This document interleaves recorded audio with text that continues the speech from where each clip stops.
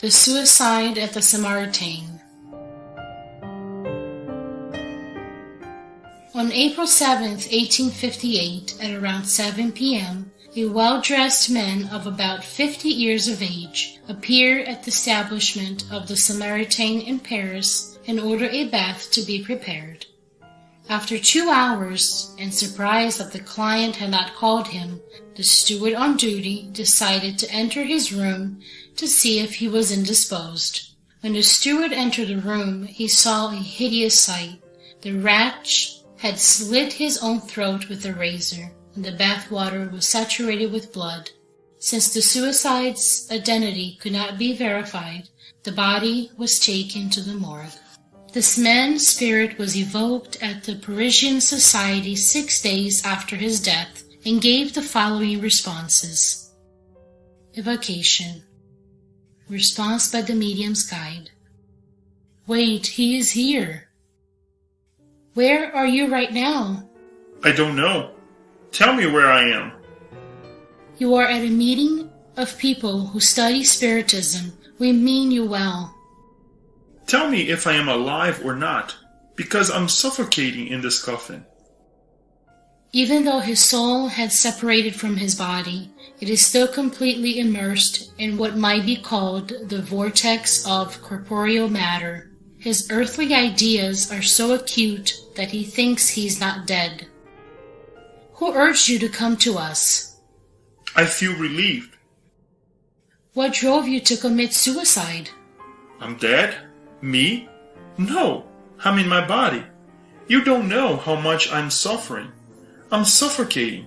I wish some compassionate hand would finish me off. Why didn't you leave behind any clue that could be used to identify you? I am abandoned. I fled suffering only to find torture. Do you still have the same reasons for remaining anonymous? Yes. Don't put me the red-hot iron to the bleeding wound. Could you give us your name, age, profession, and address? Absolutely not. Did you have a family, wife, children? I was abandoned. No one loved me. What did you do in order not to be loved by anyone? How many there are like me?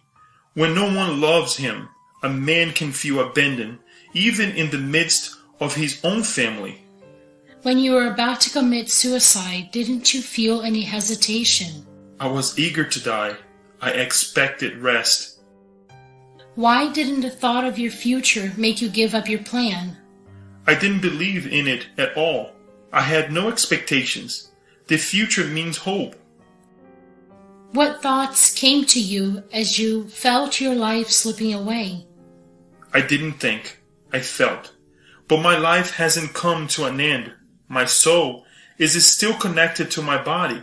I can even feel the worms devouring me. What sensations did you experience at the crucial moment of death? Did it occur? Was the moment when your life ended painful? Not as painful as afterward, because only my body suffered at the time. To St. Louis Spirit. What does the Spirit mean by saying the moment of death was less painful than afterward? The Spirit was ridding himself of the burden that had oppressed him. He felt the light in the pain. Does this state always occur in those who commit suicide?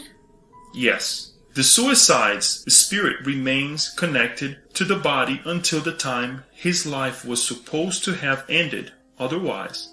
Natural death is liberation from earthly life. Suicide shatters it entirely. Does the same apply to accidental deaths, which are independent of one's will and which shorten the natural duration of one's life? No. What do you understand by suicide? A spirit is only guilty for his own deeds. The doubt that one has died is very common among persons who have recently discarnated, especially among those who during life did not lift their soul above material concerns. This phenomenon might seem strange at first, but it can be easily explained. When individuals are put into a somnambulistic state for the first time and are asked if they are asleep, they nearly always respond that they're not, which is the logical response. The questioner has put the question badly by using an inadequate word. In common language, the idea of sleep is linked to the suspension of all of the sensing faculties. Thus, somnambulists who think, see, and feel, and who are aware of their mental freedom, do not believe they are asleep, and in fact, they're not asleep according to the ordinary meaning of the word. That is why they respond that they are not asleep until they become familiar with the proper way in which the phenomenon is to be understood. The same happens with those who have just died. For them, death meant the annihilation of the being, and just like somnambulists, they still see, feel, and speak. Thus, they do not regard themselves as dead. They continue to believe, such until they acquire an intuition about their new state. Because it is never complete, this illusion is always either more painful or less so, and this leaves the spirit in a certain state of anxiety. In the above example, it is a veritable torture due to the sensation of the worms devouring the body.